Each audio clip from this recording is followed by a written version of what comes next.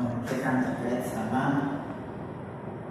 bagaimana yang ada di dalam TTS di rancangan praktikum terintegrasi rancangan sistem produksi.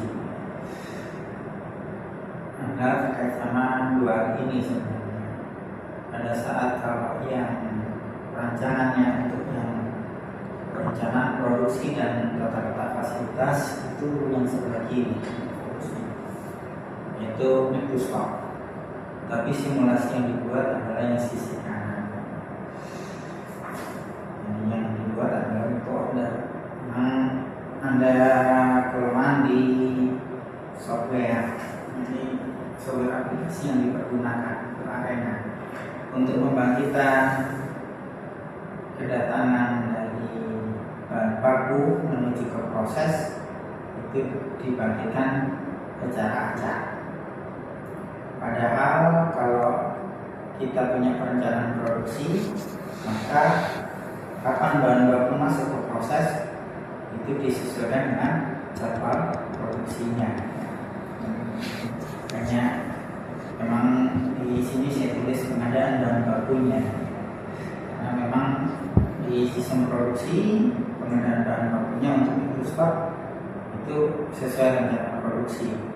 Sedangkan kalau yang di micro order itu sebenarnya sesuai dengan perkiraan datanya order, perkiraan dan ramalan ya, tapi belum tahu pasti produknya apa.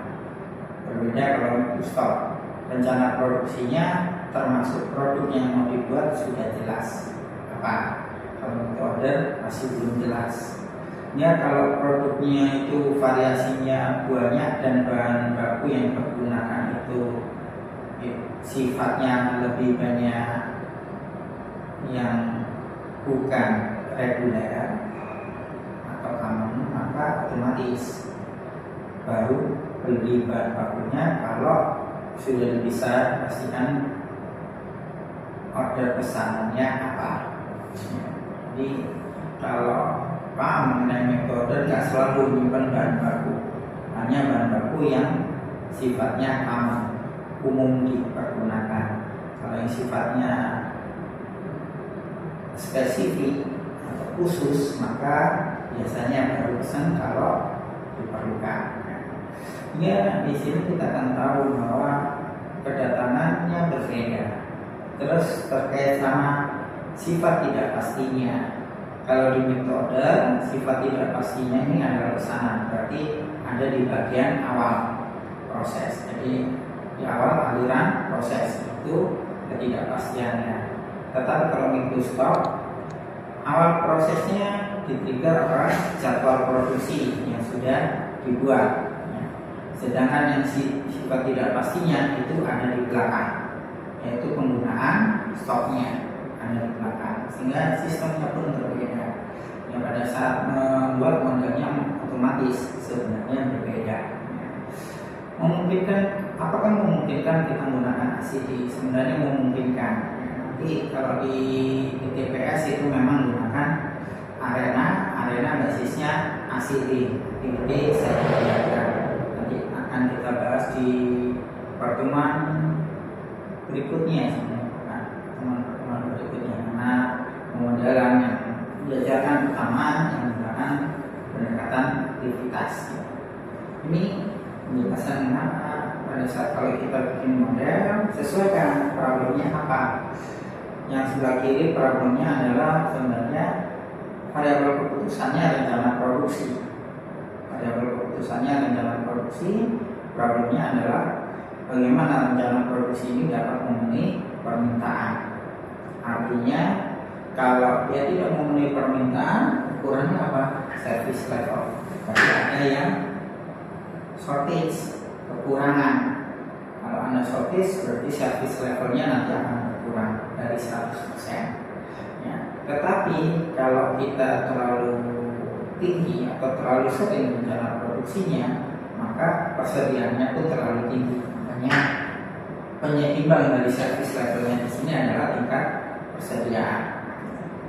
Sedangkan kalau yang sistem yang kanan, variabel keputusannya adalah penentuan lead time yang dijanjikan. nanti pada saat lead time dijanjikan bisa jadi penyelesaian order pesanannya lebih awal, bisa jadi terlambat. Yang menjadi krusial adalah yang terlambat, yang tardiness. Tetapi pada saat kalau lebih cepat, akibatnya produknya yang sudah diselesaikan tidak bisa segera dikirim, nunggu. Jadi ada di gudang nunggu pengiriman. Ini permasalahan tardiness. Sebenarnya permasalahan utamanya ukurannya tardiness, tetapi penyeimbangnya kita harus paham ada tardiness. Ini kadang-kala pada saat kita membuat ukuran kinerja itu akhirnya harus ada penyeimbang agar kita tahu ini apakah efektif atau tidak. Sama pada saat kalau di antrian ini ada permasalahan panjang antriannya, iya. Jadi kalau bilang ukurannya nanti panjang antriannya, iya. Jadi kalau permasalahannya adalah menyebabkan panjang antrian. Tapi kalau servernya terlalu banyak, antriannya memang pendek, tetapi muncul masalah utilisasi dari servernya. Makanya biasanya ukurannya akhirnya ada penyeimbangnya. Selain panjang antrian, penyeimbangnya utilisasi dari servernya. Sama pada saat yang lainnya pun demikian. Makanya harus diperhatikan apa kira-kira. Ini setelah kita tahu masalahnya apa, maka ukurannya apa, itu sebenarnya masuk ke dalam materi yang sekarang, yaitu penentuan input output model. Di mana input output model ini sebenarnya adalah masuk ke dalam langkah yang kedua kalau di dalam Avrillov. Kita masuk ke sini. Pada saat di Avrillov, penentuan input output itu berpengaruh terkait sama pengumpulan data. Data apa saja yang kita perlukan, baik data input maupun data outputnya. Itu kalau di Avrillov memang ada di langkah kedua, tetapi pada saat kalau bukunya yang di bank itu ada di sini langkah keempat. Kalau langkah kedua tadi sebenarnya nanti akan terhubung juga.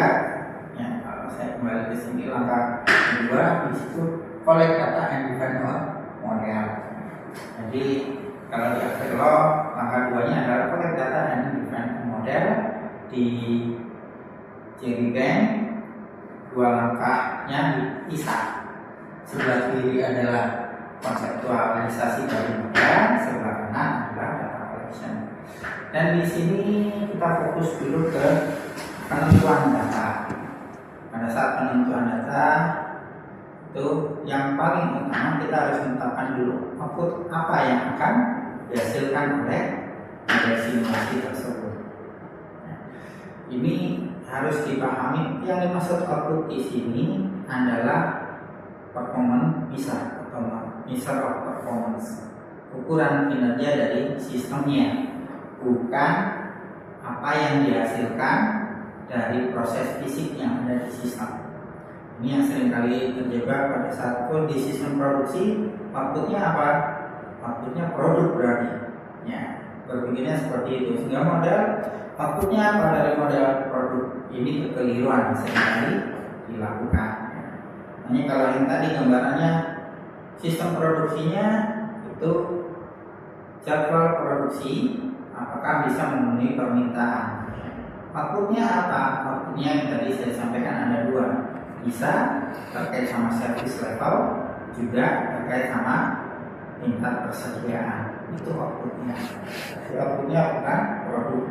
Tetapi pada saat sistem make to order, ya, itu kebalikannya. Tadi pada saat ini yang variabel keputusannya adalah terkait sama penentuan lead time yang dijanjikan kepada pelanggan. Hingga pada saat seperti itu kita harus paham kalau lead time-nya terlalu lama, ada risiko ya ordernya terselesaikan sebelum dikirimkan. Tetapi kalau terlalu pendek, akhirnya bisa jadi ordernya terselesaikan lebih terlambat daripada yang dijanjikan. Makanya ukurannya ada dua tadi, tardiness sama earliness, bukan produk. Ada Padahal dua-duanya adalah sistem produksi. Pada saat kita mensimulasikan yang namanya output model tidak selalu produknya. Di sebelumnya kita akhirnya akan paham pada saat menjelaskan mengenai problem, maka problem ini adalah kondisi atau situasi yang tidak diharapkan yang menyebabkan sistem tidak bisa mencapai semua tujuannya. Artinya tujuannya ini apa saja? Tujuan itu tidak hanya di hasil akhir, melainkan bisa juga terkait sama di resource atau input serta di proses. Artinya di situ disebutnya kita mengenal bahwa yang namanya ukuran kinerja dari sistem itu bisa di produk bisa, tapi juga bisa di resource bisa maupun di proses measure. Ya, ini yang harus dipahami. Ya. Dan pada saat kita membuat model, yang utama kita harus tetapkan dulu output. Pada saat menetapkan output, baru kita tarik inputnya apa. Karena pada saat bilang output, ini kalau di dalam eksperimen, dan kita tahu bahwa sebenarnya di dalam simulasi itu kita melakukan quasi eksperimen. Artinya kita tetapkan dulu variabel responnya apa, variabel outputnya apa dari model itu. Terus selanjutnya baru berikutnya apa? Berikutnya variabel inputnya apa? Jadi variabel inputnya apa? Yaitu faktor. Faktornya apa? Atau kadang-kadang kita namanya dengan sebutan variabel eksplanasi. Makanya kita tetapkan dulu variabel outputnya apa? Tetapkan dulu. Jadi setelah kita tetapkan variabel outputnya ya, sebagai variabel respon, baru kita cari nanti ya, variabel eksplanasi atau eksplanatori variabelnya itu apa? Kita tetapkan setelah tahu ini, kita tetapkan nanti sebelumnya. Kadang-kala kalau di beberapa model itu kita membutuhkan yang namanya intervening variable, tapi nggak selalu ada. Kalau di simulasi akhirnya kita tetapkan bisa jadi ada beberapa yang akan mempengaruhi di dalamnya, karena ada perilaku dari sistem yang dijelaskan di dalam model simulasi. Dan ini pada saat bilang variabel eksplanasi itu kita harus mengenal mengenai apa saja yang ada di dalam eksperimen. Pada saat di eksperimen kita mengenal ada P diagram, diagram parameter. Diagram parameter itu yang secara umum gambarnya sebelah kiri. Jadi ada input, controllable factor, uncontrollable factor, dan ada output. Outputnya ini yang merupakan variabel respon. Sedangkan yang di sini baik yang di input maupun yang di dalam yang di sini adalah merupakan variabel inputnya atau eksplanasi. Sedangkan kalau yang kanan ini itu yang konsep Bella Vendram, itu dijelaskan terkait sama Takeuchi model. Pada saat modelnya Takeuchi itu dijelaskan di sini ada sinyal faktor yang ada di input, terus ada noise factor. Noise factor ini sebenarnya kalau di yang umum menyebutnya uncontrollable factor. Terus ada control factor dan ada scaling factor. Terkait sama bagaimana yang namanya controllable factor. Yang control factor ini itu penentuannya sebelum proses dilakukan. Tetapi kalau scaling factor itu adjustment. Nah, saat proses dilakukan ternyata ada penyimpangan, maka ada scaling factor dilakukan. Nah, ini penjelasannya kalau kita menggunakan P diagram dari Bella Vendram sebenarnya. Tapi di sini saya tuliskan bahwa ini sumbernya Montgomery, karena nanti pas penjelasan mengenai faktor itu saya mengadopsinya yang ada di bukunya Montgomery. Yang controllable factor itu pun sebenarnya ada yang merupakan variabel keputusan atau variabel yang akan kita uji, dan ada variabel yang tidak kita uji. Yang kita uji itu yang disebut dengan design faktor. Jadi ini yang kalau di itu kita tak tahu, karena design faktor itu merupakan variabel yang akan kita pelajari, alias merupakan variabel keputusan yang menjadi skenario.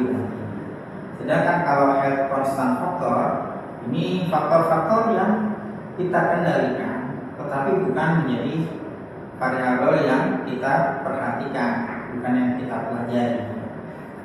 Sebaliknya yang di sini ada load to vary faktor, artinya faktor-faktor tersebut sebenarnya memungkinkan untuk kita kendalikan, tetapi tidak kita kendalikan. Jadi memungkinkan dikendalikan, tetapi tidak dikendalikan. Kenapa? Soalnya bisa jadi lebih mudah kita asumsikan. Ya, pada saat diasumsikan, oh ini kita biarkan dia kondisinya ada seperti kondisi apa adanya. Nah, ini kadang-kala dilakukan. Sedangkan di uncontrollable factor ini ada 3 macam juga. Dan tiga-tiganya ini tidak kita kendalikan. Kalau di dalam simulasi memungkinkan apa saja. Di dalam simulasi itu akhirnya kita akan menunjukkan bisa jadi sebagian sebagai pengacakan. Jadi ada randomisasi di dalam simulasi kita pergunakan, baik yang di uncontrollable factor maupun yang tadi di desain. Jadi yang di controllable factor tapi yang masuk ke load to vary factor. Sebenarnya itu. Ya. Sedangkan kalau di eksperimen menggunakan simulasi itu mengabaikan yang namanya confounding factor. Karena confounding factor ini dijelaskan terkait sama faktor-faktor yang mempunyai pengaruh langsung, tetapi faktor pengganggunya itu ada di dalam. Contohnya kayak gini, oh ini antara hari ke hari kinerja dari operator itu bisa berubah. Pada saat seperti itu kita abaikan. Kalau bisa kita abaikan, oh ini confounding faktornya kita abaikan karena bukan harinya yang memberikan pengaruh, melainkan kinerja dari operatornya yang memberikan pengaruh. Kita harus tahu itu. Makanya pada saat dalam confounding faktor, oh ini harinya yang disebutkan, padahal yang memberikan pengaruh adalah yang intrinsiknya, yaitu tenaga kerjanya, kinerjanya berubah-ubah. Nah, kita akan lihat contohnya yang di sini, yang di persen sebagai confounding faktor. Nanti terkait sama operasionalnya, oh ini metode yang menggunakannya seperti apa, itu bisa jadi confounding faktor. Dari sini kita akhirnya paham sebenarnya di dalam simulasi apa saja sih yang umum kita pergunakan.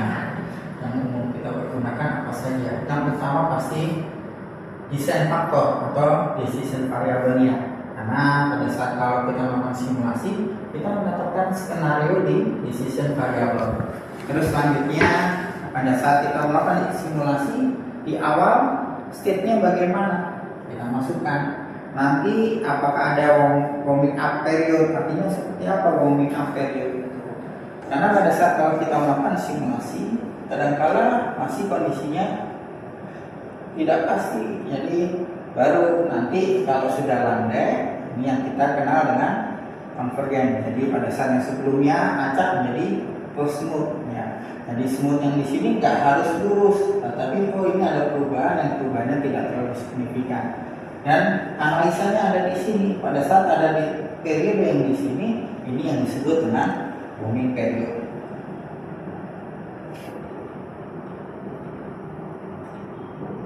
Beberapa simulasi menetapkan warming period, tapi ada juga kita bisa melakukan simulasi dengan warming periodnya 0, tetapi yang dimainkan adalah initial state, memungkinkan seperti itu. Selanjutnya ada stopping rule, aturan bagi kapan simulasinya dihentikan. Ada beberapa cara stopping rule. Kalau yang umum dilakukan stopping rule-nya adalah waktu. Jadi contohnya adalah pada saat kalau bilang, oh ini kita ingin mensimulasikan 5 hari kerja, maka yang kita pakai adalah waktu. Atau mulai jam toko buka sampai jam toko tutup, ini kita aturan waktu. Tapi nggak harus selalu seperti itu. Misalnya pada saat kalau kita melakukan penjualan tiket, maka bukan waktu yang kita pergunakan, bisa jadi sampai tiketnya habis. Ya, bisa kita melakukan stopping rule-nya adalah banyaknya tiket dan lain sebagainya. Ada beberapa cara. Nah, stopping rule ditetapkan harus di awal, karena kalau nggak ada stopping rule, simulasinya nggak ada kriteria yang menghentikannya. Yang tadi ada health constant factor, jadi faktor-faktor yang kita tetapkan konstan. Yang disebut konstan ini nggak selalu nilainya tetap, ya, tapi bisa dia bergerak secara stasioner. Artinya pergerakannya itu masih dalam batas. Ini parameternya dia bergerak bisa jadi masih di dalam range yang kita tetapkan. Ini masuk ke dalam health constant sebenarnya. Ya. Dan ada beberapa asumsi-asumsi yang mungkin bisa jadi kita masukkan. Ini yang ada dalam input, proses, dan output model di dalam simulasi. Hanya kita harus paham bagaimana data-data yang kita perlukan baik di input dan output. Triggernya di mana? Triggernya adalah pemicunya dari output. Kita tetapkan dulu outputnya, selanjutnya kita cari variabel-variabel yang mempengaruhi output. Intinya itu. Bukan kita kesalahan-kesalahannya apa? Kesalahan-kesalahannya adalah bikin model tapi belum menetapkan output, apalagi inputnya. Jadi bikin modelnya. Contohnya yang pada saat mensimulasikan sistem produksi, bikin sistem produksi adalah rangkaian proses satu ke proses yang lain. Hingga pada saat berpikir seperti itu bikin simulasinya. Bikin simulasinya, oh ya, ini ada proses A, proses B, proses C. Misalnya ada 3 proses seperti ini di dalam sistem produksinya. Dibikin, oh di sini prosesnya tidak pasti, alias acak, B-nya juga acak, C-nya juga acak waktu prosesnya, maka dibikin seperti itu. Tetapi belum menetapkan outputnya apa. Muncul masalah pada saat dijalankan, muncul akhirnya outputnya tidak seperti yang kita harapkan. Padahal output itu harus sesuai dengan problem yang ingin kita selesaikan. Ya, ini yang kadang-kala terjebak. Hanya kita harus paham sebenarnya fungsinya untuk apa sih simulasi ini. Fungsinya adalah membantu menyelesaikan permasalahan. Di sini makanya disebut ada some pitfall, jebakan-jebakan yang terkait sama penentuan variabel dalam simulasi. Ya, pada saat kayak ini contohnya tadi, sistem produksi produknya. Berarti untuk kasus apapun di dalam sistem produksi, maka jumlah produk yang dihasilkan itu menjadi ukurannya. Padahal itu tidak tepat. Hanya di sini sampaikan golden measure, nggak ada satu ukuran yang dipakai untuk semua problem. Ada. Ya, harus kita tahu sebenarnya problemnya apa, maka outputnya apa. Outputnya apa, maka disesuaikan dengan kondisi sistemnya. Sistemnya pada saat kalau kita mencari outputnya tersebut, maka inputnya apa saja. Itu yang harus kita pahami. Ini nggak boleh pada saat kalau bilang, oh ini berlaku secara umum, tidak. Nah, demikian juga nanti terkait sama kesalahan-kesalahan yang di sini. Pada saat begitu pertama, ini jangan-jangan outputnya A, maka sudah dapatkan outputnya A. Pada saat di sistemnya, itu enggak diukur output A sebenarnya, maka muncul enggak, pokoknya harus ini, itu enggak boleh juga. Disesuaikan apa ya? Karena pada saat kalau dugaan pertama itu biasanya dari dasar pengetahuan yang sebelumnya, sebelum kita masuk ke dalam observasi di sistemnya. Tetapi pada saat kalau kita melakukan observasi, investigasi ke sistemnya, bisa jadi ini berubah. Ini perangkat-perangkat yang seringkali terjadi pada saat di dalam menjelaskan output dan input simulasi. Makanya contohnya yang di sini. Ya, karena ya 3 contoh yang kita pergunakan nanti selama 3 pemodelan di dalam simulasi itu ada sistem antrian, sistem persediaan dan sistem perawatan ya sebenarnya. Di situ sudah dijelaskan problemnya apa. Harus kita lagi pelayanan yang rendah dengan variasi yang melebar menyebabkan panjang antrian. Maka variabel outputnya panjang antrian. Itu wajib. Tetapi kadang-kadang kita harus paham bahwa panjang antrian, ini servernya kasih 100, yang sebelumnya 1 dikasih 100, oh panjang antriannya pasti kecil. Iya, tetapi muncul masalah yang lain, makanya sebaiknya dikasih variabel output sebagai penyeimbangnya. Di sini namanya utilisasi. Nah, selanjutnya di sini awalnya adalah sistem antriannya dengan satu server. Pada saat satu server, variabel inputnya inginnya apa? Sebenarnya pada saat di rumusan yang sebelumnya, opportunity yang dipilih adalah menentukan banyaknya server. Ini variabel keputusannya kita tetapkan. Variabel keputusan masuk. Terus ada initial state, contohnya panjang antrian pada saat awal, ya itu berapa? Nah di sini tetapkan pada saat awal besarnya adalah 0 misalnya, bisa jadi seperti itu. Tapi misalnya kalau kita ingin mensimulasikan di peak hour bagaimana? Pada saat di peak hour boleh panjang antriannya kita ambil di sistem nyatanya seperti apa? Nanti kita pilih rata-ratanya. Rata-rata yang di sistem nyatanya kita tetapkan sebagai initial state-nya, boleh. Gitu. Nah, selanjutnya kemudian juga state inisial yang lainnya kita ikuti. Terus yang tadi terkait sama variabel-variabel yang ternyata kita harus tahu bahwa dia sifatnya tidak pasti, itu kita masukkan distribusinya yang kita pergunakan apa, ya. Terus parameternya berapa, itu kita harus masukkan. Contohnya demikian juga untuk sistem yang lain, misalnya sistem persediaan, kita harus tetapkan rumusan masalahnya apa. Oh yang di situ terkait sama variabel keputusannya perencanaan, pengadaan dalam pengendalian persediaan. Oke. Terus selanjutnya ada kata yang tak efisien, berarti yang kita ingin ukur adalah masalah efisiensinya. Pada saat masalah efisiensinya berarti nanti outputnya apa?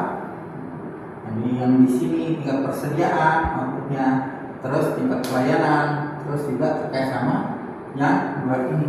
Ya.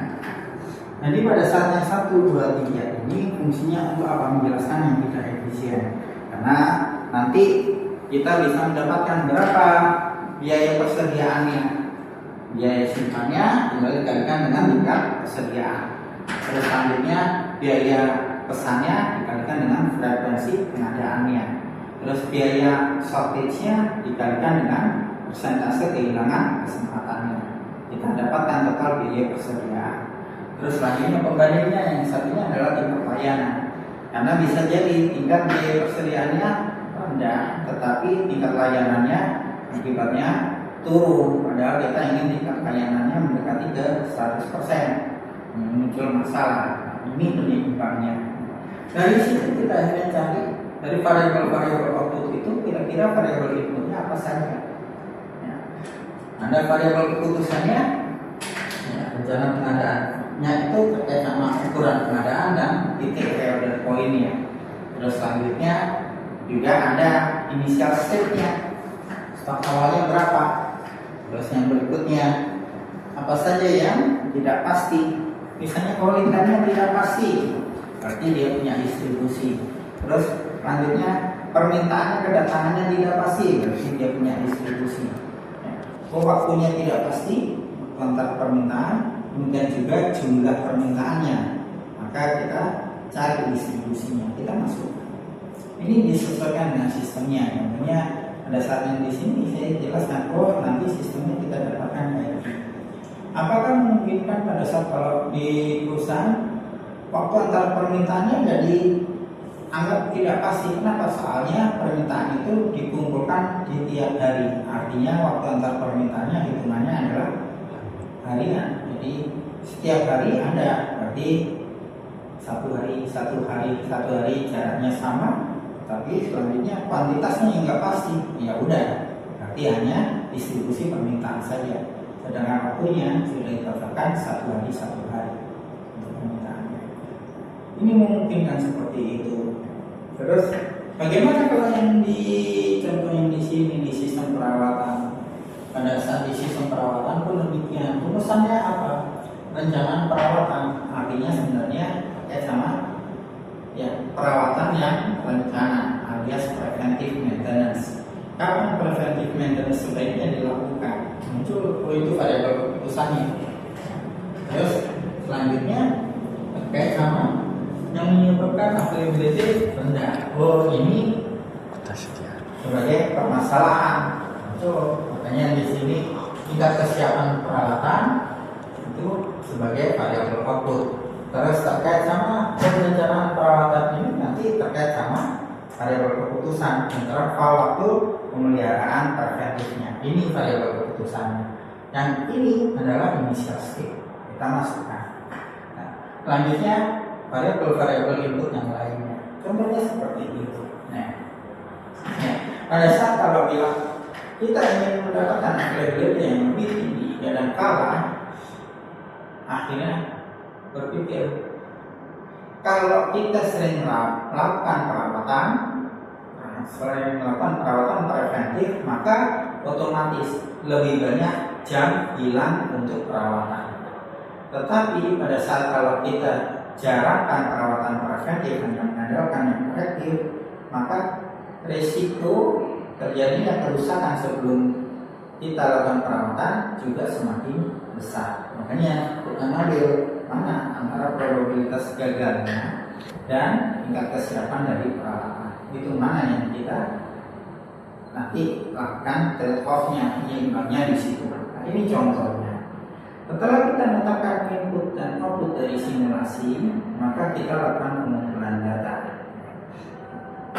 Jadi pada saat kita tetapkan pengumpulan data ini kita harus paham, makanya di lokal dan digabung prosesnya pengumpulan datanya dengan define the model. Jadi membuat modelnya itu dilakukan bersamaan di langkah 2. Kenapa? Soalnya pada saat kita menetapkan input dan output, di saat yang sama kita sudah punya gambaran konseptual modelnya. Berbeda pada saat kalau ini kita bikin input outputnya tapi nggak punya gambaran model konseptualnya, mustahil ya sebenarnya. Karena pada saat kita bikin input outputnya di saat yang sama kita sudah punya gambaran nanti kira-kira modelnya seperti apa, walaupun modelnya masih model yang sangat kasar. Ya, makanya di sini dasarnya akan kita tetapkan outputnya apa.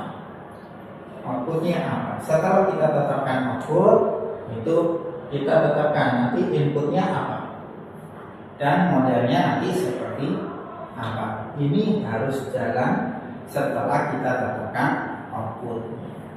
Nah, kita bisa menghasilkan outputnya yang baik. Tetapi pada saat kalau kita keliru, bikin modelnya bagus, tapi ya outputnya salah. Pada saat outputnya salah, modelnya bagus kayak tadi di sistem produksi, kita bikin model bagus kayaknya.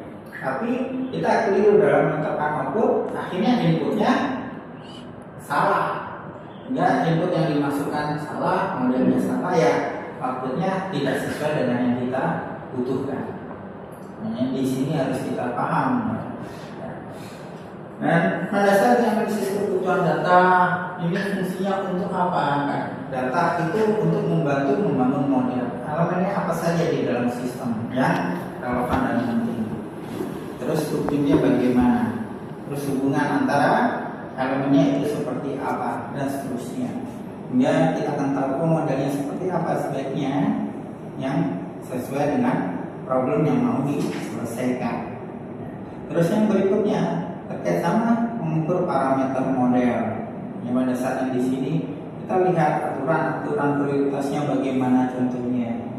Terus selanjutnya apakah ada pembakuan kerja atau tidak di sana. Nah, terus kita lihat bagaimana distribusi dari sebarannya dan seterusnya. Ini contohnya. Ya. Terus yang berikutnya juga untuk keperluan validasi model. Ini pada saat di sini yang sering kali gagal adalah yang ketiga ini. Mengumpulkan datanya adalah hanya data-data yang 2 di atas. Untuk membuat modelnya, inputnya apa saja, terutama yang distribusi yang diperlukan apa saja muncul. Ya, setelah dapatkan itu, bikin modelnya, dijalankan, keluar outputnya. Tapi kita nggak bisa memastikan apakah outputnya itu sesuai dengan yang di sistem nyatanya atau tidak. Karena pasalnya lalai mengumumkan data input output di sistem existing. Ini muncul masalah. Terus selanjutnya yang terakhir di sini adalah terkait sama penerapan skenario. Karena pada saat yang di tahapan langkah-langkah simulasi, memang pertama kita membuat model, terus melakukan pilot run. Setelah pilot run itu kita lakukan uji validasi. Setelah valid baru kita melakukan skenario, membuat skenario untuk production run. Ini yang 3 dan 4 itu kerap kali melakukan kesalahan, lalai pada saat pengumpulan data. Ini misalnya tadi, kalau memungkinkan, apakah memungkinkan menambah server? Kalau memungkinkan, oke, kita ambil skenario-nya menambah server. Tapi bisa jadi opportunity yang lain yang dipilih. Dan seperti yang kita bahas sebelumnya, di dalam sistem antrian bisa jadi servernya bukan ditambah, tapi servernya dilatih, sehingga bisa lebih cepat dan lebih variasinya lebih kecil, misalnya seperti itu. Atau diberi alat bantu sehingga dia pada saat melayani bisa lebih cepat. Itu contohnya. Selanjutnya kita akan masuk ke teknik pengambilan datanya. Di pengambilan data caranya bagaimana? Misalnya kayak yang tadi, untuk menetapkan antrian di state, jadi inisial. Jadi berapa banyaknya antrian pada saat awal simulasi.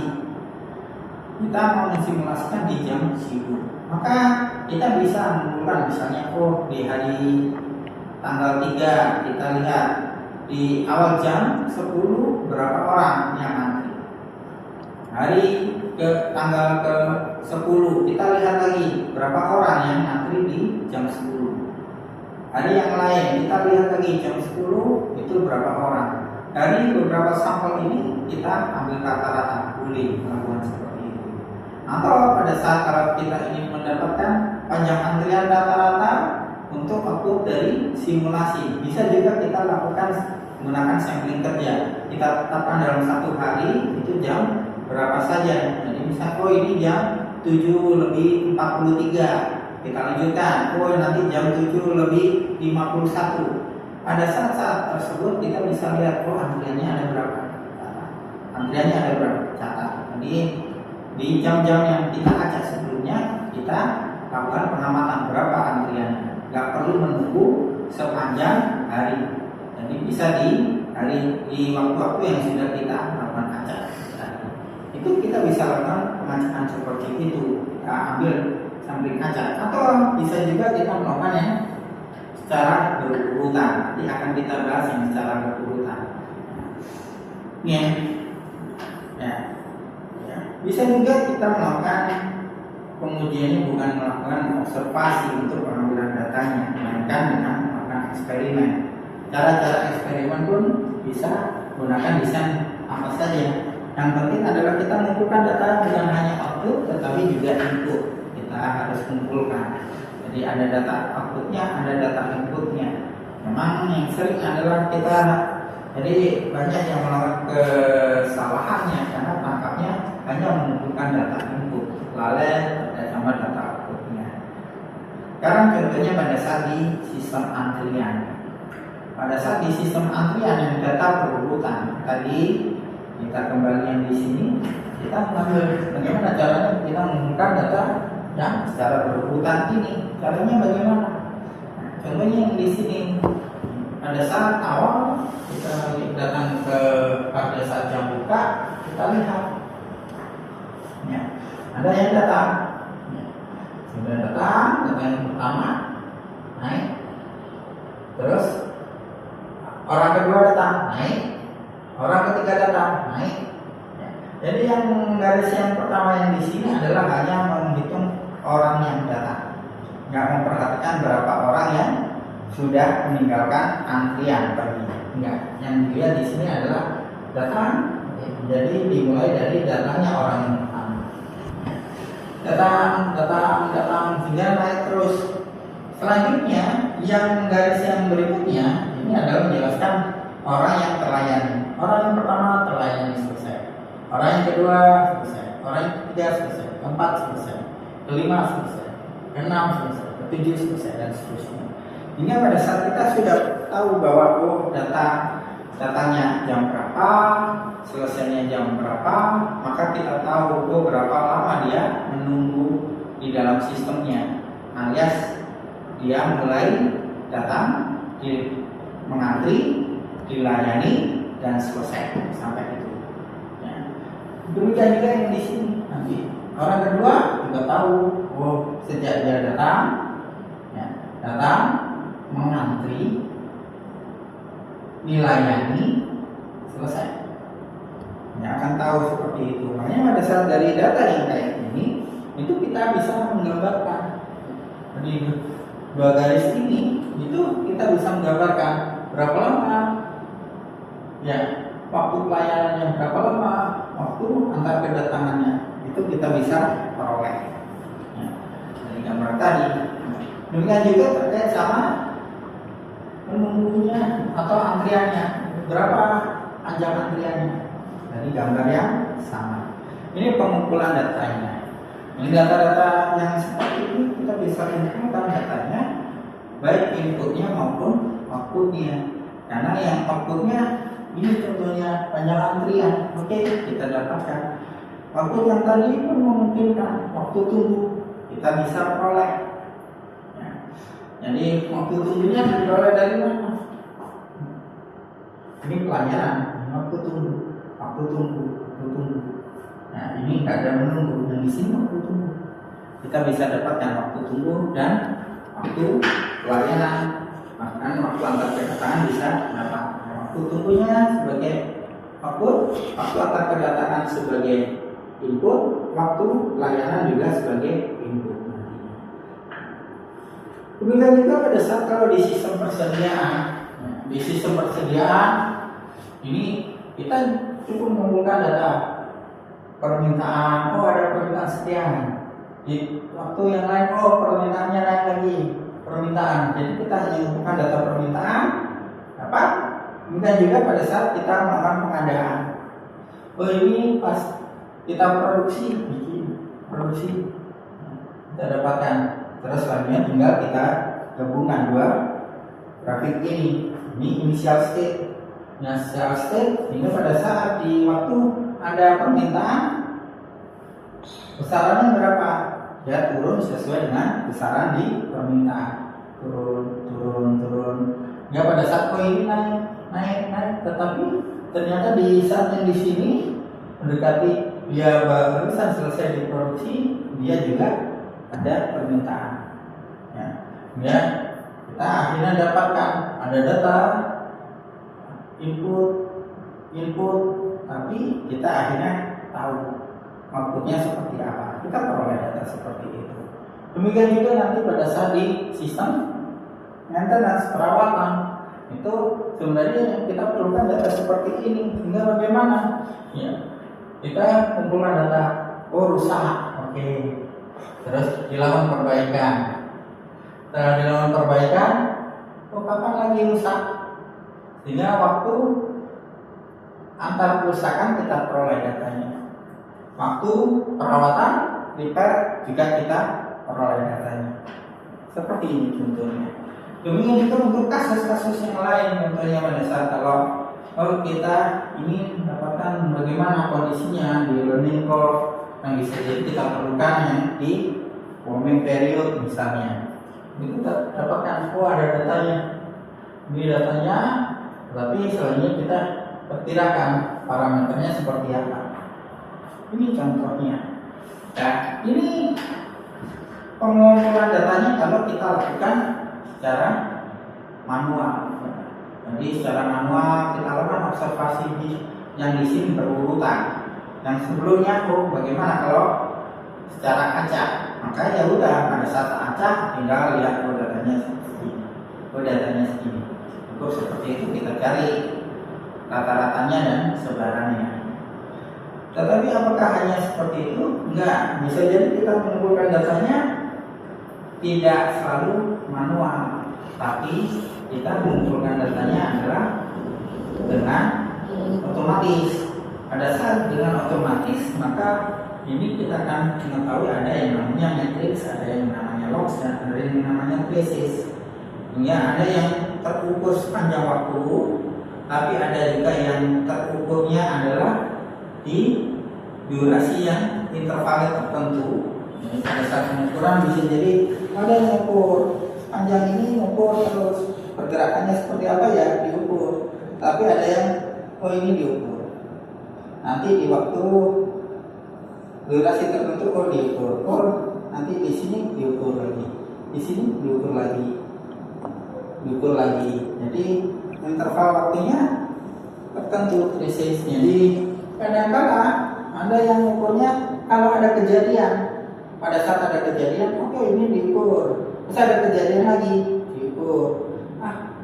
Gak berapa lama ada kejadian lagi, diukur. Jadi ini yang menggunakan logs. Jadi kita akan tahu apa saja yang sebenarnya kita dapatkan pada saat kita gunakan secara otomatis. Ya, pada saat secara otomatis ini gunakan apa saja. Pada saat kalau di rantai produksi seringkali menggunakan yang namanya proximity switch, seringkali menggunakan itu. Tapi alat sensor otomatis nggak hanya itu, bisa macam-macam. Hanya yang berkembang, Pak, bagaimana kalau di sana ada RFID boleh? Itu memungkinkan kita mengumpulkan datanya secara otomatis menggunakan beberapa alat. Nah, prinsipnya ada sensor dan di situ ada analyzer untuk mengumpulkan datanya. Tapi apakah hanya berhenti di situ? Enggak, sebenarnya. Kita bisa juga mengumpulkan datanya bukan menggunakan yang otomatis, bukan yang manual, karena datanya di perusahaannya atau objek studi kita itu sudah merekam semua data. Pada saat sudah merekam semua data itu kita perlukan, maka kita cukup menggunakan absorpsi data atau data ingestion. Kita tarik data-data yang dari basis data mereka, kita pilih mana yang sesuai dengan kebutuhan di dalam simulasi kita. Itu yang kita perlu gunakan. Makanya pada saat seperti ini akhirnya kita akan tahu bahwa di dalam pengembangan sistem itu kadang-kala untuk mengetahui bagaimana prediksinya itu bisa menggunakan data yang ada, historical data dipakai untuk memprediksikan nanti kira-kira data-data berikutnya seperti apa, dan memprediksikan ini kadang-kala dengan menggunakan simulasi. Jadi itulah makanya pada saat kita melakukan simulasi bisa menggunakan data ingestion. Tapi selanjutnya apa saja sih kesalahan atau permasalahan di dalam simulasi? Ini prinsip pada saat kalau kita menarik data. Jadi pas mengumpulkan data, nggak selalu data itu formatnya sama. Kalau di dalam basis data, maka bentuknya sama. Tapi kalau bentuknya yang istilahnya di data lake, maka format datanya bentuknya bervariasi. Ada yang dalam bentuk video, ada audio, tapi ada juga yang teks. Yang teks pun ada yang bisa jadi dalam uraian kata, tapi ada juga yang dalam bentuk angka. Karena kita dapatkan data-datanya seperti itu, maka otomatis kita harus memahami mau pakai ETL atau ELT. Ekstrak datanya dari sumber, kita ekstrak. Terus selanjutnya, apakah kita konversikan dulu atau transform dulu, baru load, baru kita simpan, atau sebaliknya. Setelah kita ekstrak, kita simpan dulu. Dan setelah kita simpan baru kita transform. Itu istilahnya ETL, ekstrak, transform, load. Sedangkan kalau ELT kebalikannya, ekstrak, load, transform. Tinggal sesuai dengan yang di gambarnya. Habis di ekstrak, load, disimpan di dalam data lake, baru transform. Kalau ETL dan di ekstrak, ini kita transform dulu, baru kita simpan ke dalam. Ya, makanya kalau ETL biasanya sudah bentuknya formatnya sama karena sudah ditransform dulu sebelum di. Ini kita masuk ke masalah data. Di data-data pas kita melakukan pengumpulan, baik itu manual maupun otomatis, itu kita tidak menutup mata ada kemungkinan ada kesalahan di dalam pengumpulan data, ada kemungkinan missing. Jadi ada kesalahan pas kita merekam data, ada data yang terlewat, sehingga pada saat ada data yang terlewat muncul ada error. Tapi ada juga yang data-data kondisi khusus yang muncul, ini kok nilainya nggak wajar atau outlier dan seterusnya. Jadi ada kemungkinan masalah-masalah data seperti itu. Dan secara umum dibagi menjadi 3 hal ini. Yang disebut random error pada saat data ya dia berkisar macet tapi di pusat yang sama. Ini disebut random error. Tetapi padahal mestinya datanya ada di sini, tetapi ternyata pas hasil pengukuran ada penyimpangan. Pada saat ini yang disebut systematic error. Jadi ada error, ada bias di sini. Tetapi pada saat kalau ada titik yang kayak gini, oh ini nggak wajar karena data-datanya sebenarnya berkumpul di sini, dia terpisah yang jauh outlier. Maka ini disebut legitimate error. Ini secara umum seperti itu. Ini pada saat kalau di dalam simulasi memang menjadi sangat krusial pada saat kita menetapkan problem. Setelah kita menetapkan problem, dari problem itu kita bisa menetapkan output dari model. Setelah menetapkan output dari model, baru kita bisa menetapkan inputnya apa yang sesuai dengan output tadi, termasuk bagaimana kira-kira modelnya. Karena pada saat kita mensimulasikan yang pastikan menetapkan input di saat yang sama sebenarnya sudah punya gambaran. Oh ini kira-kira modelnya seperti apa. Tapi baru sebatas ide, yang ide kasar, masih belum model yang konseptual grafisnya. Baru nanti kita akan masuk. Pertemuan berikutnya adalah membahas bagaimana model grafisnya. Itu materi yang hari ini sebenarnya. Ya, pada saat yang tadi pun demikian. Kalau kita kembali ke yang permasalahan sebelumnya,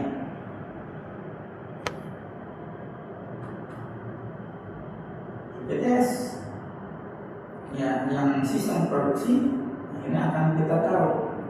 Kita kembali, tadi kan baru membahas terkait sama outputnya.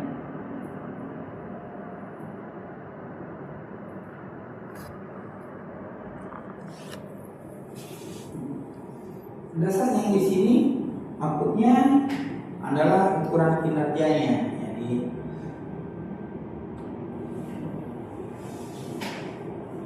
pada saat bilang oh ini tinggal persediaan dan tingkat layanan.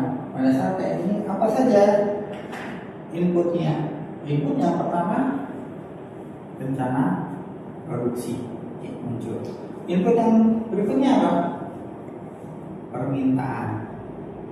Oh ada rencana produksi, ada permintaan. Oh ya, ini pada saat permintaan berarti karena sifat tidak pasti berarti kita harus paham distribusinya apa dan parameternya berapa muncul pada saat ini. Apakah hanya itu? Enggak. Persediaan awalnya berapa? Jadi persediaan produk pertamanya berapa? Terus selanjutnya kita harus berpikir kira-kira kita butuhkan apa? Oke, service level. Berarti nanti pada saat bilang ukuran output service level itu apa saja terkait sama service level dilihat dari dua sisi. Sisi yang pertama adalah setiap kali permintaan datang itu berapa yang terpenuhi, tidak terlayani. Jadi misalnya oh ini ada beberapa titik permintaan. Oh dari 5 titik permintaan ini ternyata ada 1 tidak terlayani, berarti 20% tidak terlayani. Artinya sebenarnya adalah 80% service levelnya. Tetapi tidak melihat seberapa besar permintaan tersebut. Tetapi yang sisi yang kedua di dalam service level kita bisa melihat bisa jadi di sini terlayani iya, tapi kurang segini jumlahnya. Yang ini terlayani, yang ini ya terlayani, yang ini juga terlayani tapi kurang, sehingga akhirnya berapa kurang-kurangnya ini dibandingkan semua besaran permintaannya. Ini pun masuk ke terkait sama pengurangan service level. Itu yang akhirnya kita harus tahu ada ukuran-ukuran itu. Ya, bagaimana caranya kita menentukan ukurannya? Ini input akhirnya kita tahu seperti apa modelnya nanti akan seperti apa.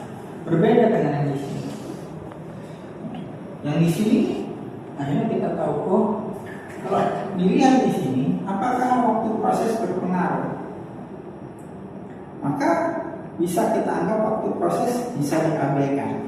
Tetapi pada saat kalau misalnya Pak, kalau waktu proses itu kita anggap memungkinkan sebagai pengaruh, maka nanti kita harus tahu dari waktu proses itu pas yang namanya rencana produksi itu berapa banyak yang dihasilkan. Menjadi ada dua kemungkinan. Yang kemungkinan pertama, dalam waktu yang sudah ditetapkan jumlah produksinya sesuai dengan rencana, itu sama. Tapi yang kemungkinan kedua adalah jumlah yang diproduksi tidak mencapai dari rencana. Rencananya sebesar 500, tapi berdasarkan waktu proses akhirnya nggak bisa mencapai 500. Kalaupun kapasitasnya sebenarnya dalam entah waktu itu bisa lebih dari 500, bukan berarti ya udah digunakan semuanya, enggak. Tapi pada saat rencananya 500 bikin 500. Tapi kalau kapasitasnya nggak cukup, baru memungkinkan kurang dari itu. Maka pada saat seperti itu, input waktu proses menjadi berpengaruh. Yang disesuaikan. Sedangkan kalau yang sisi kanan, akhirnya kita tahu, sisi kanan terkait sama ketidakpastian waktu prosesnya. Kenapa? Soalnya pada saat pesanan datang sudah tidak pasti, waktu proses tidak pasti, akhirnya waktu penyelesaiannya itu yang krusial. Apakah lebih besar daripada lead time atau lebih kecil daripada lead time? Lead time-nya, penetapan lead time itu sebagai variabel keputusan. Tetapi aktual completion time-nya itu sebagai hasil dari yang dalam simulasi. Itu yang nanti kita bandingkan bagaimana perbandingan itu mempengaruhi terkait mana yang cepat, mana yang terlalu cepat. Pak, cara nentuin lead time-nya gimana Pak? Kan kalau nggak nentu ya susah. Loh, kan karena tidak pasti, pada saat tidak pasti kan kayak gini. Misal, ini ada permintaan data, terus dia dikirim di sini. Tapi sebenarnya setelah yang di sini itu ada kemungkinan ada datang lagi, dia diselesaikan bisa jadi di sini. Pada saat kayak gini berapa lead-nya? Apakah gunakan yang A atau gunakan yang B? Kan nggak mungkin pada saat kayak gini kita gunakan kita pernah A, ya udah semua pas permintaan datang kita gunakan A, nggak mungkin. Atau sebaliknya, ini B kayaknya yang paling lama, kita gunakan yang B. Pada saat yang gunakan B, risiko tardiness-nya memang mengecil, tetapi earliness-nya nanti akan muncul. Ini kan kalau kondisinya dekat. Ini sebenarnya permasalahan kadang pada saat di sistem produksi yang itu order seringkali seperti itu. Ada yang pesan, ini pesanan saya selesainya kapan? Bisa selesainya kapan? Maka kita harus menetapkan lead time-nya berapa. Pada saat yang menetapkan lead time, memang skenario yang pertama adalah biasanya menggunakan rata-rata ditambah dengan pengaman. Sering ini, tapi apa kayak gini? Kadang-kala ada yang menggunakan maksimum. Yang pernah terjadi.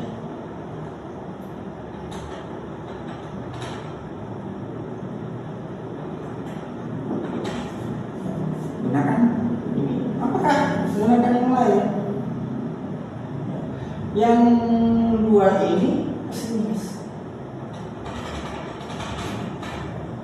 Boleh nggak gunakan yang optimis? Bisa jadi gunakan hanya rata-rata saja tanpa pengaman, atau bahkan gunakan target. Ini optimis.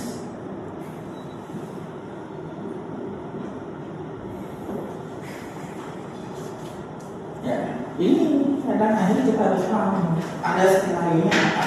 Ini di sebelumnya di pertemuan yang pertama itu kita harus paham bahwa pada saat kita mau bikin model, mau nggak mau kita harus menguasai yang namanya domain knowledge. Mau nggak mau. Pada saat diterapkan metodologi yang itu juga saya tekankan bahwa kita kalau ya setidaknya paham sedikit basic dari domain knowledge, agar pada saat berdiskusi sama SME, subject matter expert itu nyambung, ya, komunikasinya baik. Tapi pada saat kalau kita lemah di situ ya udah. Ya, pada saat bilang Pak menentukan skenario, bagaimana caranya? Ya, kita harus ikut domain knowledge tersebut, harus paham. Tapi kalau kita nggak tahu kayaknya gimana ya mengembangkan skenario. Tapi boleh nggak kita nggak tahu, tapi basicnya tahu mengenai domain produksi. Oh ya, tahu lead time itu adalah waktu dari order masuk sampai dikirimkan. Hanya tahu itu. Terus mengenai pembangkitan skenario kita bertanya kepada sistem owner. Boleh. Mungkin kan. Tapi ya kalau kita punya domain knowledge maka diskusinya lebih baik, komunikasinya akan lebih baik. Nah, ini gambaran ya. Di permasalahan kayak gini nggak hanya kalau penetapan kita bukan hanya manajer produksi yang bingung. Maksudnya adalah orang bagian pemasaran lebih bingung lagi. Karena orang bagian pemasaran mereka yang berurusan dengan pelanggan. Nah, pada saat sama pelanggan negosiasi, tetapkan kita bagaimana caranya. Ya. Padahal ya ini marketing person itu nggak hanya satu, ada banyak dan tersebar, dan masing-masing pingin ya pelanggan dia yang didahulukan. Muncul yang ini. Nah, ini tetapkan. Jadi target dari masing-masing marketing person. Dan ini pernah ya saya yang pas kerja mengalami itu. Nah, kenapa? Soalnya ya untungnya saya bukan manajer PPIC. Untungnya saya bilang kenapa? Soalnya yang dimarahin manajer PPIC, yang marahin adalah manajer marketing termasuk staf marketingnya. Jadi, dan untuk menghindari saling dimarahin itu, saya bilang manajer PPIC-nya juga punya triknya gitu, yaitu oke, diajak rapat bersama semua baik manajer marketing maupun stafnya itu terlibat semua. Oke, ini dari tanggal sekian sampai tanggal sekian produksi yang bisa dihasilkan kapasitasnya cuma sebesar ini. Oke, selanjutnya bagi-bagi. Gak bisa dipakai untuk satu orang saja, dibagi. Oke, pada saat dibagi udah selesai. Nah, kan akhirnya kita akan dapatkan bahwa pesanan-pesanan dengan pelanggan itu lebih besar daripada kapasitas. Pada saat lebih besar daripada kapasitas, oke, disepakati di rapat. Setelah keluar rapat, telepon langsung berdering. Yang berdering dari masing-masing staf pemasaran meminta jatahnya ditambah. Dan manajer PPIC-nya karena sudah ya tinggal bilang kayak seperti ini, kan sudah diputuskan dalam rapat. Kalau ada kekurangan ya udah nanti dipikirkan di periode yang berikutnya. Ini seperti itu. Sebelumnya dimarahin marah ya. Dengerin manajer PPIC-nya begitu dimarahin sudah tutup terus bilang ke staf yang di PPIC seperti ini. Nanti kalau ada telepon kamu terima bilang nanti dirapatkan. Bila seperti itu etika, makanya sudah tahu pasti hal yang sama yang disampaikan. Pada saat itu manajer PPIC merangkap di manajemen, jadi manajer kualitas juga. Nah, dia kadang pergi di QC. Ya, itu yang terjadi kadang-kadang ya udah hadapi.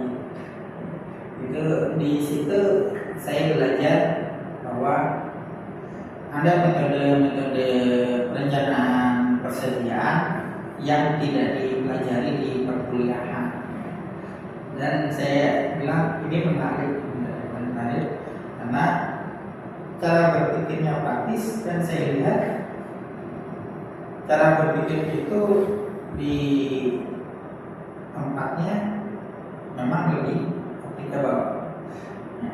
Sebelum saya masuk ke situ, itu ya saya belajar metode Q sama metode P. Yang saya pikir ya di persediaan hanya metode Q sama metode P.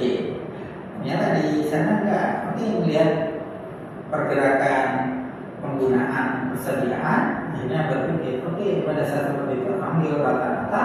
Kalau ambil rata-rata, selanjutnya dari rata-rata itu melihat rata-rata penggunaan per hari dibandingkan sama nanti berapa hari ini sebaiknya akan dikendalikan. Muncul itu di setiap pengadaan ditetapkan. Di awal bulan merencanakan pengadaan jumlahnya sejumlah untuk 1 bulan itu, tetapi proses pengadaannya itu secara berkala per minggu dilakukan.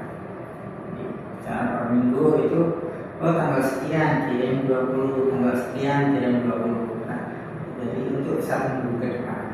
Terus selanjutnya di pekan depan pikirkan untuk pekan yang berikutnya lagi, hingga sampai terakumulasi 1 bulan.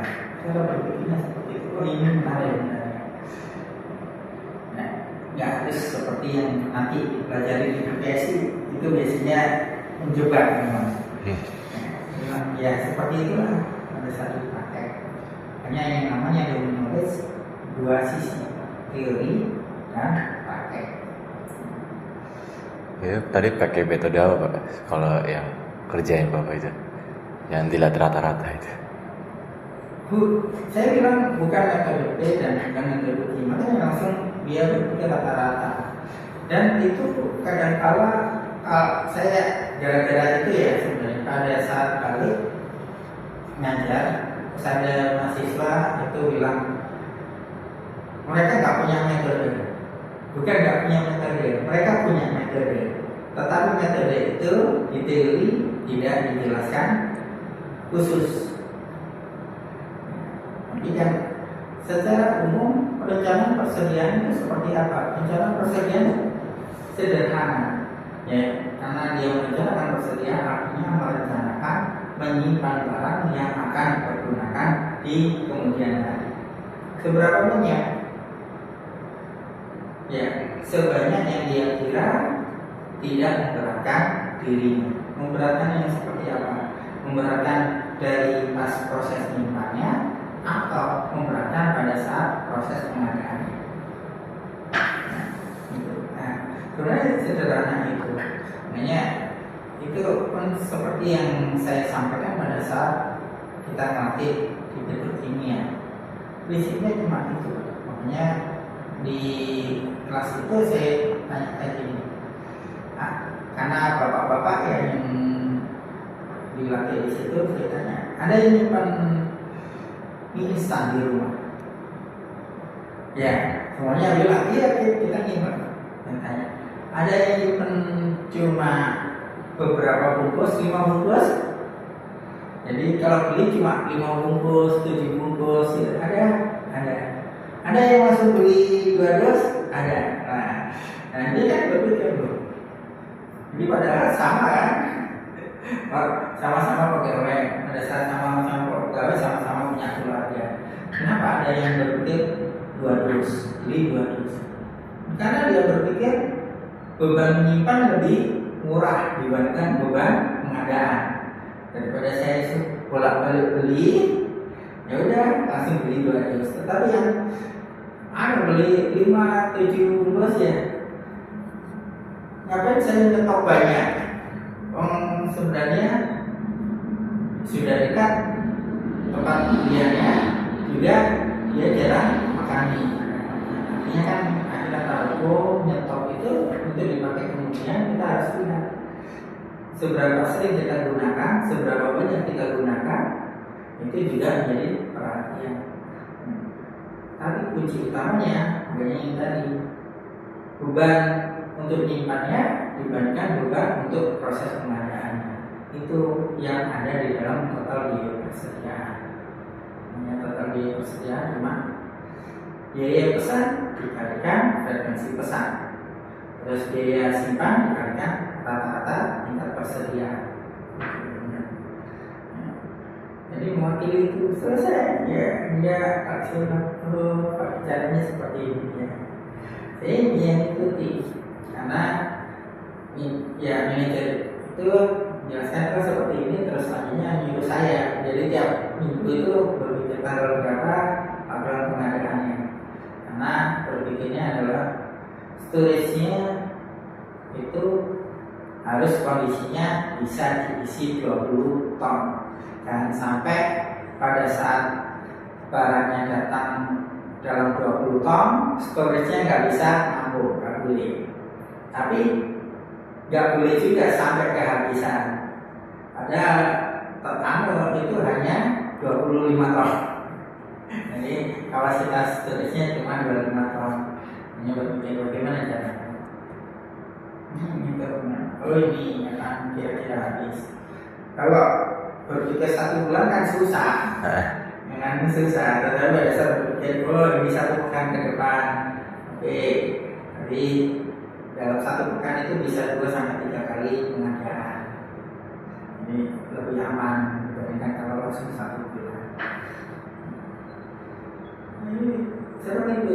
Jadi metodenya ya memang cocok, di situ cocok. Tapi metodenya namanya apa? Nggak ada. Memang namanya nggak ada.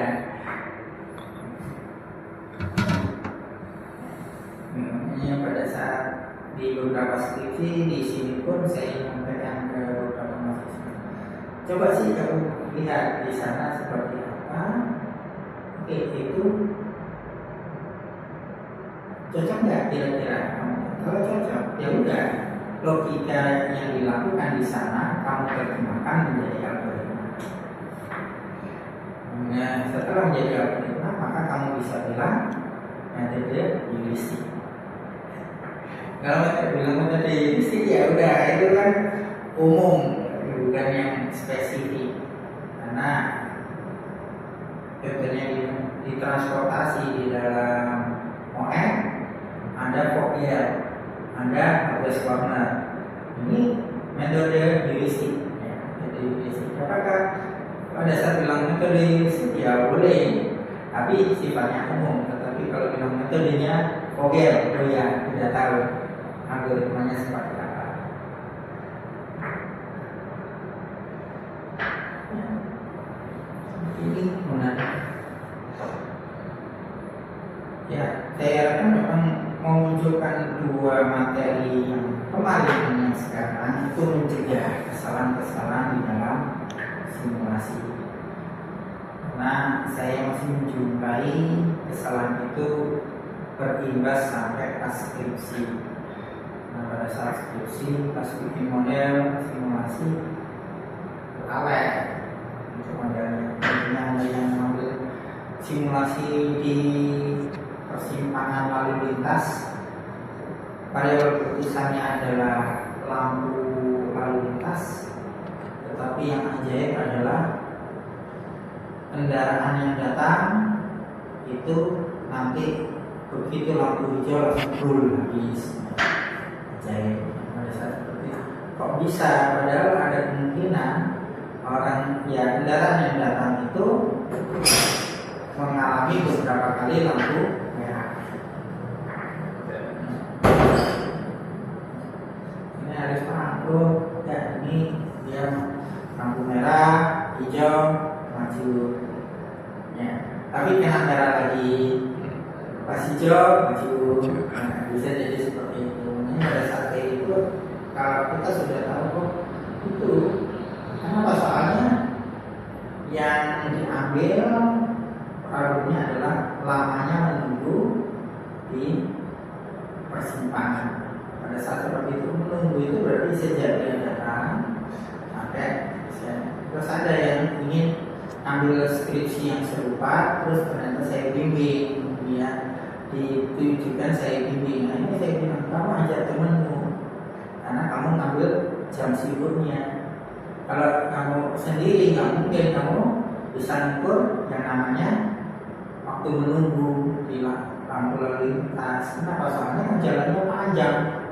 Nah, dia nggak tahu misalnya kayak gini. Jalannya panjang. Ini lampu. Kadang-kala kendaraan disebut datang ke sistem lampu lalu lintas adalah sudah sampai di sini. Kenapa? Soalnya kosong yang di sini, kendaraan-kendaraannya baru penuh di sini. Oke, pas dia masuk di sini kalah. Tetapi bagaimana kalau yang sudah kendaraannya sudah sampai banyak? Nah, kalau sudah sampai banyak, maka dia baru sampai sini sudah dianggap datang. Setelah datang, ini ada waktunya. Selesainya kapan ya? Selesainya kalau dia sudah lepas dari lalu lintas. Kalau dia ngamati yang di sini, nggak bisa dapat ini. Ya. Tetapi kalau dia ada di sini, bisa dapat ini, tapi nggak bisa dapat selesainya. Ya. Nah, saya bilang, kamu ajak beberapa temanmu. Ya, kalau beberapa temanmu, tinggal kabari, oh, pas dia datang posisi di sini, otak ke yang ini. Ada kendaraan identitasnya seperti ini, nanti periksa pas keluarnya kapan.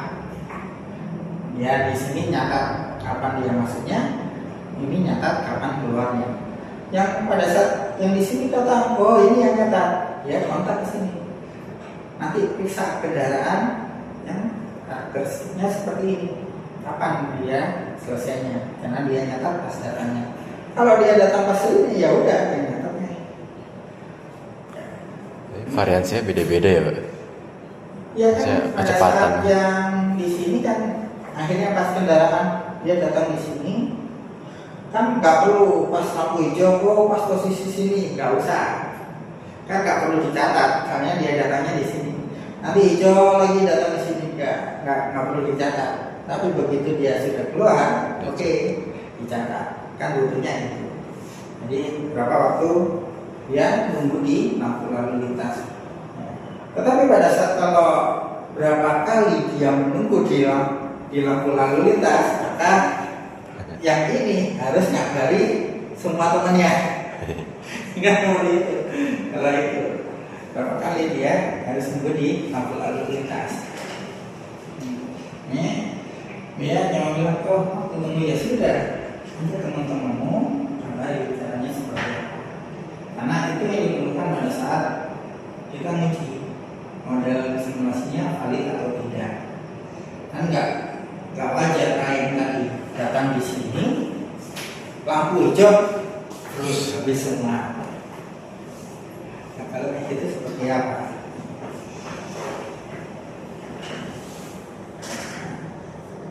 Ya ini yang sebenarnya dipakai pada saat kita sudah tahu outputnya apa. Karena problemnya apa? Pada saat sudah mendapatkan problem, outputnya. Ini sempat juga sebenarnya saya menyampaikan. Sebenarnya ada case yang di lampu lalu lintas. Saya pada saat ini lampu hijau, ini kecepatannya sudah langsung tinggi enggak? Enggak. Baru pertama lampu hijau kecepatannya masih pelan, rata-rata masih lambat. Ya, tetapi begitu misalnya 2 detik berikutnya udah kencang. Ada saat seperti itu ada yang namanya warming, ya, jadi pemanasan sebelum akhirnya laju kecepatannya stabil. Setelah itu begitu lampu merah langsung berhenti kan? Kan biasanya seperti itu. Kalau langsung berhenti ya udah, nah, asumsi langsung berhenti silakan. Tapi kalau kamu misalnya analisis bahwa ternyata tidak langsung berhenti, maka biasanya kecepatannya mulai melambat. Nah, melambatnya kenapa? Karena di depannya yang kendaraan tadi ya udah jalan tapi ngantri. Pada saat seperti itu analisa lagi. Nah, bisa seperti itu. Namanya mengukur apa sih yang dianggap sebagai perawatan.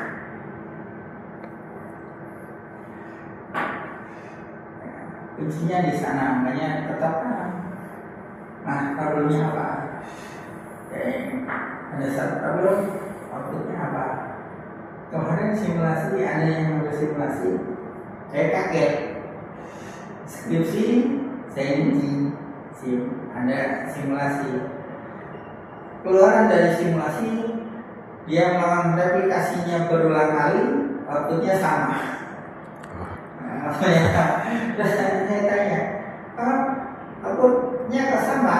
Outputnya apa ini? Dan yang terjadi adalah outputnya dijadikan stopping rule. Jadi simulasinya dihentikan kalau outputnya sama dengan nilai tersebut. Ya jelas ya kalau bilang, kalau kamu menetapkan seperti itu ya jelas outputnya tetap. Penjelasan lainnya harus paham pada saat dilakukan stopping rule-nya apa. Sudah, seperti itu yang saya sampaikan.